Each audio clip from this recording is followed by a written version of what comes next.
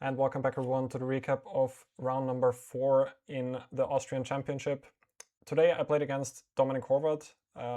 Most of you probably, this isn't gonna come as a surprise opponent. I've played Dominik already so many times. I lost count at this point. He's close to my age, he's 1 year younger than me. And of course over the year we had so many games against each other. The most recent encounter I can remember at least, or the most memorable, was also the World Cup qualification match, which I was able to win, and that granted me the right to participate in the previous World Cup. But yeah, we've played so many games already in the past, and it's of course always an interesting fight, and I don't think that today was an exception. So let's get right into it. Dominik was on +1 before the game started.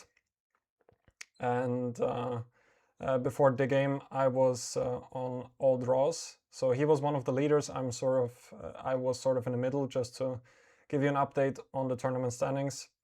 And Dominik opened with e4, which I couldn't really predict. He plays almost everything with white: e4, d4, c4, knight f3.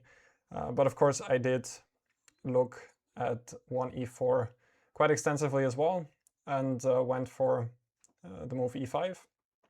And he went for some sort of Vienna with knight c3, knight f6, but now not the real Vienna with f4, but instead some, I guess you can call it a bishop's opening with bishop c4, which is inviting me to take on e4.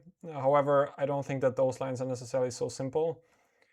Like there is this, how's this called? There is some Frankenstein variation here or something like that.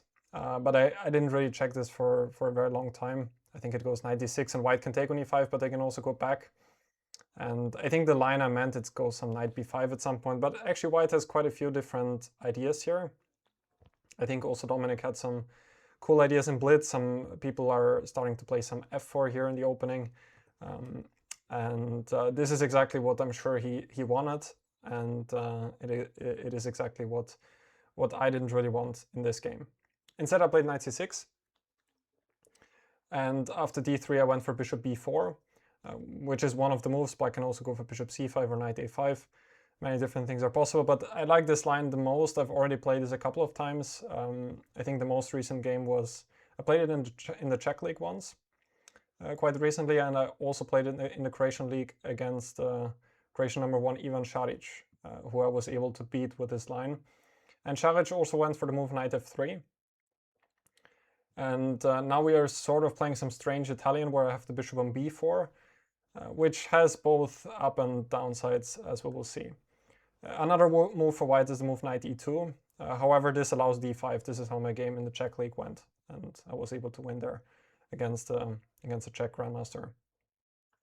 e d5, knight d5, and there's some theory there, but I think that black is staying quite well in this line as far as I'm aware. So knight f3, and now we went to h6. I don't think that the move orders necessarily matter. I could also start with d6. Just the whole point is, after short castle, I want to take on c3, because otherwise, if I play in this typical Italian fashion, then white could have the idea of knight d5 or knight e2, possibly followed by c3, and then we will see why my bishop is maybe not on an ideal square on b4 here. But I can take on c3 here, and for those of you who might be familiar with some other e4, e5 variations, it is actually very similar to this Spanish 4 knights. So let me just put on the board very quickly what I mean. This line right here, bishop b5, bishop b4, castle, castle, d3, and now this. But here white has the option of bishop g5. And I think the problem here, as far as I understand, if I would play h6 here, then white could play d4. And now after d6, well, white could take on c6, but also very often there are tricks like this, that since the bishop is on b5, white has this idea of bishop a3, and then the exchange on f8 gets lost. So this is the upside for me in this position which we had in the game, which is that the bishop is on c4, and now if he plays d4, at the very least I could play d6, and here he cannot take well, because bishop a3 does not win my exchange, and I can just go rook a8 here, and black should have a very healthy position. So Dominik went rook e1, I played d6. As I said, I don't really think the move orders here matter, but you can reach this specific position, which I think I also still had against Ivan. But I think Ivan here against me went for the concrete move d4, after which I think I replied with bishop g4. But Dominik went for h3. After the game, he told me that he still looked at this. I went knight a5, which is kind of the typical approach in this position. I want to play against his bishop, and I want to take. He went bishop b3 back. I went c5, knight d2 and b5. And I was actually quite sure that this was still... I mean, I didn't prepare it for this game. I can say as much. But I'm pretty sure that I looked at this at some point. Maybe I'm mixing things up here a bit, but it seems like it is a playable approach.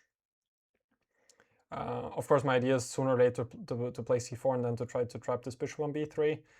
And from what I could remember, I thought that bishop d5 would be the best move for white here. But over the board, it looked quite risky for white. Like, I could take. Dominik told me that here he was worried about bishop b7, which I also thought was possible, but I also thought I could go for f5 here and intending f4 next. Which also seemed quite reasonable for black. I still think that this is the move here without checking it with an engine now, but it does feel fairly comfortable for black. So I think that there are generally some better ideas against this specific line for white. But yeah, he chose this one, which to me looked very comfortable for black. He told me that bishop e6 was the move he mostly looked at. Maybe he mixed things up, or maybe he overlooked the move b5. And here, I actually don't fully recall what he was saying. I think that he said he would play the move c4, which was actually very shocking to me, just locking out this bishop. But the idea was that he has a6, bishop a4, and now the bishop is sort of back in the game. And I think now Dominik told me that this is a strong idea, knight d7, with the idea of b5, and if c takes b5, there's knight b6, something along those lines he said to me. But from what I can tell, I think b5 is a very decent move. He went c4, and I went a6, and here he played the move a4, which now I can see is an inaccuracy, but during the game it was not so easy to understand it. So b4 is of course a move which I did consider in the game. But eventually I did not go for it. I went for the move bishop e6. This position was quite difficult to evaluate for me. Of course, it does look, from a purely positional point of view, it does look good for black because the bishop on b3 is completely out of the game. But at the same time, like in the game, I was considering something like this, f4, take. And he will get the knight to e3, maybe to d5. And I didn't see a way to get this knight to the e5 square. If I would be able to do that, then I would have definitely went for it, but I didn't see a good way to achieve that. If I get this knight to e5 and the other one to d4, I think I would have a great position. But if I don't get it, he also has some ideas like knight e3, rook f1, and he is playing with his piece down on b3, but maybe at some point it could come back into the game, and this was not so clear to me. I think that the engine says that black should be much better here. There's also one idea which I just didn't consider at all in the game, the move g5, which is actually quite a beautiful idea, just stopping f4, and now it does make sense. But in the game it just didn't really cross my mind. But I think it's a pretty cool idea to keep in mind. And yeah, here black should be better. Of course, in a practical game it's also not entirely simple, but it does look quite attractive for black if the knight can come back at some point.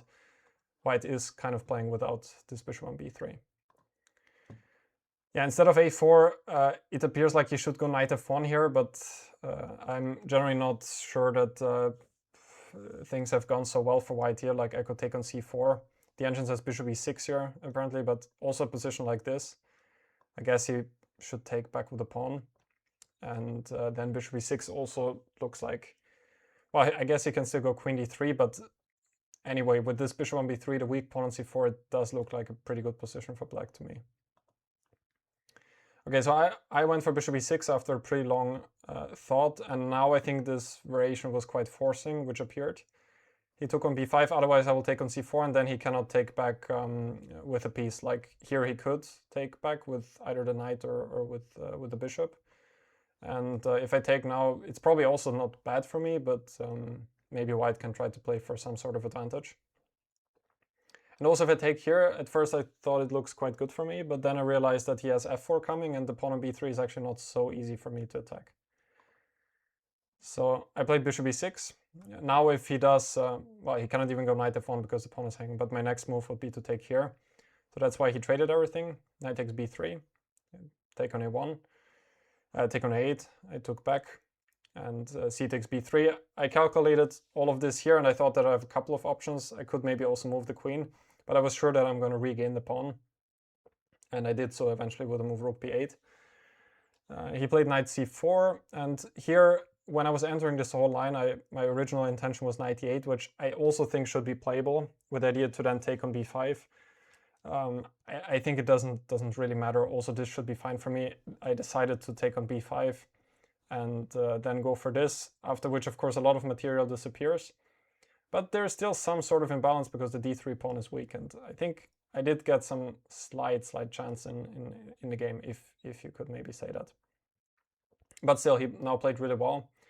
I'm not sure if knight e8 is a better winning attempt. Like white could, for example, go b6, after which I should take, and also a position like this is probably fairly equalish. So this happened. He played queen c2, queen a6, took on c5, took on d3. I think this was all sort of forced. Knight f5, because if he goes knight...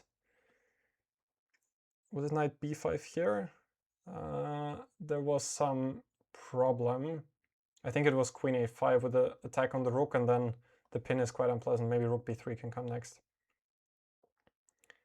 So he went knight f5. Now I do think I need to take. Like if I would try this, then he has knight e7. I don't want to bother with any of this. This is just unnecessary risk. So I took on f5 and went for rook d5, and I still thought I have like a microscopic chance here with e4 to come next, and the f5 pawn would be weak.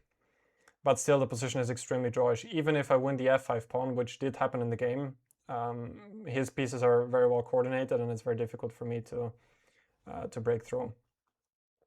He played queen c3, which he then told me was actually a blunder. We came to the conclusion that something like queen c7 might be a bit more precise. The reason for that is, after e4, now I will win the f5 pawn. And after bishop b2, rook takes f5, here he told me that he missed that rook takes e4 doesn't work because of rook takes f2. This is what he missed from a couple of moves back. Otherwise, white would, I think, be completely fine here, because I cannot take on e4 due to mate on g7. But yeah, rook takes f2 works, and then white still may have some chances to survive, but it's becoming closer and closer, also with the threat of queen f1 next. This looks very risky. So then he played queen e3 here, and I do still think that the position is that there is not much for black to get out here. Just his bishop is quite strong. At the right moment he can always take, and I didn't really see a great chance for me to do something here. I tried queen a2 with the idea that if he takes now, then at least I keep the extra pawn for the moment, because he cannot take on e4 since this guy is hanging. Maybe also here he can actually regain it with a move like queen d4, but I thought... Yeah, actually I don't really see what happens after queen d4. Ah, maybe rook e6. And rook takes e4 runs into rook queen b1 check. So at least I keep the extra pawn, and here I can push for some time. But he played bishop d4, and now I went back to e6 with the idea that if he takes now, I can take with the queen, and then I could take on f2, at least winning a pawn. But he didn't go for that. He went rook e2, which I think is a good move, just protecting f2.